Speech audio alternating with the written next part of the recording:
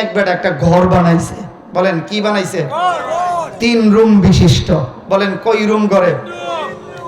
মাঝখানের রুমে রাতের বেলা ঘুমাইছে 20 বছরের যুবতী, আর ডান পাশের রুমে ঘুমাইছে 7 বছরের এক ছেলে, আর বাম পাশের রুমে ঘুমাইছে 25 বছরের এক যুবক। কয়জন?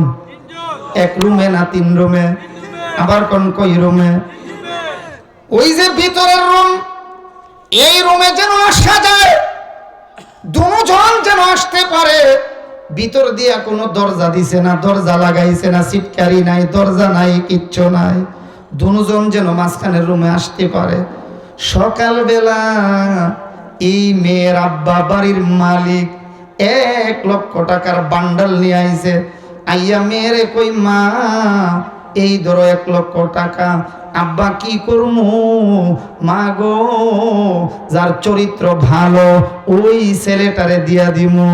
এমনি কই, আব্বা চরিত্র দুজনের ওই বালা। এই 7 বছরের বাচ্চাও আমার রুমে আওয়ার ব্যবস্থা ছিল কিন্তু আসে নাই।